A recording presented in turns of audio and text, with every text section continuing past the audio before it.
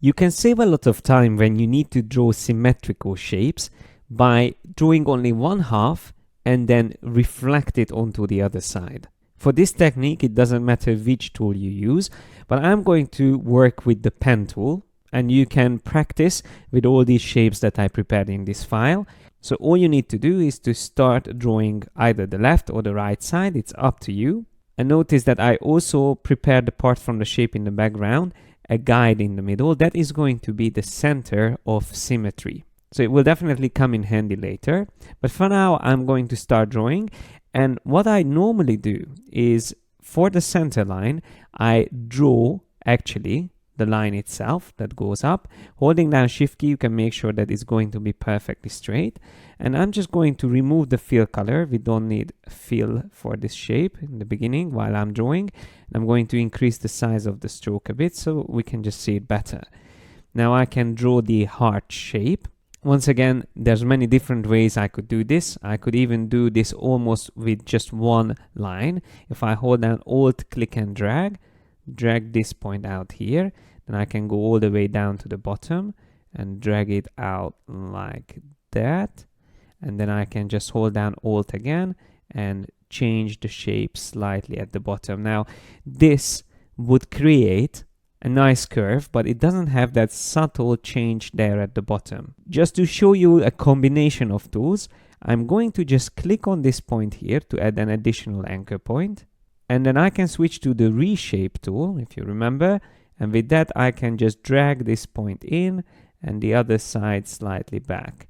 So immediately I managed to add that additional curve at the bottom. But now that we have half of the shape, I can even select it and press Shift X to swap the colors. And let's just set it to something different than the background. I'm going to choose blue, which stands out. Now comes the part which is the most important from this video, how to reflect this. Well, for that we use the reflect tool. The shortcut is O. It's easy to remember because it's a symmetrical letter. I think that's why they used it. So once you select this tool, then you can click either on the guide in the middle or on that point that is supposed to be on the symmetry line. So it's up to you which one you prefer. I'm going to click on that anchor point and then click and drag the whole shape and hold down Option Shift or Alt Shift on PC. So it's going to create a duplicate while reflecting the selected shape. Now don't forget that these are still two separate shapes, so you need to join them together. Once again, you have two options. You select both of them and use the shape builder tool and just paint across the two shapes to make it into one combined shape. Or you can also go into the Pathfinder and choose Unite. So that's how you draw symmetrical shapes using the Reflect tool. As I said, you can practice the same technique on these other shapes here, but let me show you another way of doing the same thing. So you might be thinking it would be great to be able to see what you are drawing on both sides. So get like a live view of the symmetry that you are creating. And of course, there's a way to do that as well. It takes a little bit longer to set up this, but it's still not that difficult. What I normally do is to use the line segment tool, and I draw a line in the middle. So it doesn't have to go all the way, but normally that's what I do, just to create that line in the middle. And I normally don't have any color assigned to it. It's just a blank line. But for now, just so you can see, I'm going to turn it on, and I even give it a like stronger color so we can see it. So that line is important. You can use even a guide for it, but normally I have a line there, which I later on can just hide. And once you have this shape, just select it and press Command or Ctrl G to group it. Then what you need to do is to select the line, which is now a group, and we are going to apply an effect on the group itself. It's important that you don't apply the effect on the line, only once it's in a group. That's when you apply the effect on the group itself. So we go into the effect menu, and under Distort and Transform, we find the Transform feature. So let's select that. And it's quite a big dialog box, but it's not that confusing. I mean, quite simple how to set it up. All you need to do is to set up copies to be 1, turn on the reflect to be X, and then depending on whether you want to draw on the right side or on the left side, choose the opposite reference point here at the bottom. So if you want to draw on the right side, choose the left. If you want to draw on the left side, choose the right. And that's all you need to do. So now I can click on OK, and I'm going to draw on the left side. But before I start, I have to also remember to double click on the line, which is our group, and get into isolation mode, which basically means that you are going to draw within the group. So everything you create will be automatically be inside this group. And this is the point where I normally turn off my center line because I don't need to see it anymore. Now, just to see how it works, I'm going to select the pencil tool and I just draw something here.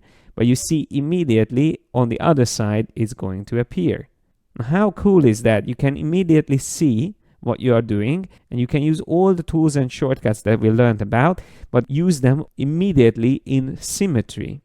Now at this point, usually what I do is to select that line that we created in the middle, and I set it up the way I would like to draw. So I set it up to be red, and 1 point will be fine for now. And I'm going to just drag the top end down until it meets my actual drawing, just like that. And then of course I'm going to delete all this from here on the side, and then I will actually continue drawing from that center line. So I click on the top end of it, and then I can start drawing this shape. Now I would be able to go all the way there, but I'm just going to do it quickly and draw this point. There's another one. Alt click, draw another curve, and notice how it's being drawn at the same time on the other side. So I'm just going to hold down Shift key here and Shift again. So there's my closed shape.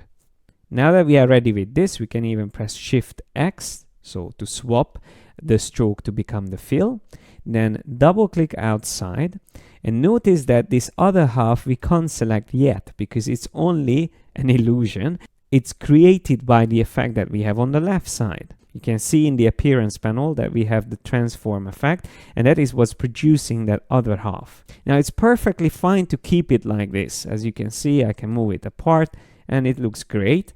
And the good thing about keeping it like this is that if you want to make any amends, so let's just say select a point and move it a bit further up, then automatically the other side will update. So let's do a little bit more drastic change. I'm going to select the twirl tool and make this brush bigger and add a twirl on one side, and you see immediately the other side appears. So as long as you keep the transform effect live, it's going to automatically update on both sides, which is great. But if you want to merge the two sides together and make sure it's not working in symmetry anymore, then what you should do is to go up to the object menu and choose Expand Appearance, which is going to basically flatten the effect. And you can already see in the layers panel now we have two actual physical sides. And having them selected, just use the shape builder, paint over it, and then again you have the same result as we did with using the reflect tool before. So these are the two different techniques that I normally use when I do symmetrical drawing. It's good to practice both of them because each of them has their advantages. I would say the reflect tool is much faster and easier to set up. So for simple shapes, that's great. But when you want to see live what's happening on both sides while you are drawing in symmetry, then setting up this effect that I showed you on a group can be a more effective technique. Now that we've seen how the basic symmetry works in Illustrator, it's time to look at concentric or radial symmetry in the next video.